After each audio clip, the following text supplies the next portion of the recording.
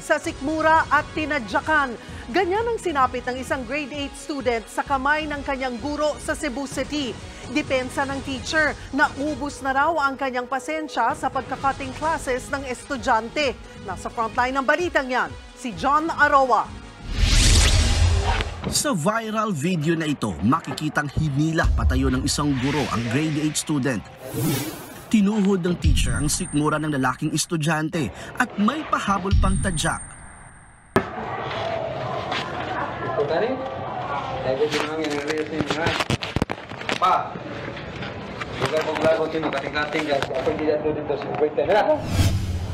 Nangyari yan sa Don Sergio Osmeña Memorial National High School sa Cebu City. Isang English teacher ang gurong nasa viral video. Kaninang umaga, nakaharap na sa principal's office ang mga magulang ng sinaktang estudyante. Naroon din ang legal counsel ng DepEd. Hindi nagpapasok ng media sa loob. Pero pagkalipas ng isang oras, natapos din ang kanilang pag-uusap. Hindi na nagpaunlak ng panayam ang mga magulang at ang guro. Pero ayon sa legal officer ng DepEd, nagsorry raw ang guro sa kanyang nagawa. Nadala lang daw siya ng emosyon. According to him, he was just being irritated by the fact that the child is unruly in the classroom, and as a teacher, he also has a right to discipline his students. Nagkaarigluhan na rin daw ang magkabilang panig. Ikinadismaya naman ng school principal ang nangyari, lalo't 27 taon na palang nagtatrabaho sa kanilang paaralan siguro at wala raw itong masamang record.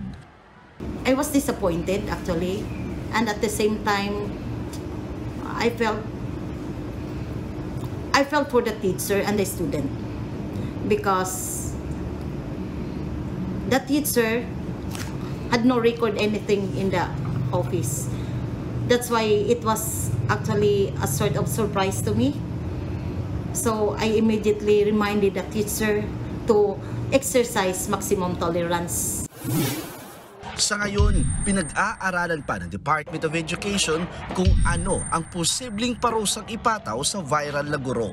Let it be emphasized, the Department of Education has zero tolerance policy with respect to any form of abuses, be it physical, mental, psychological, emotional abuse committed against our learners.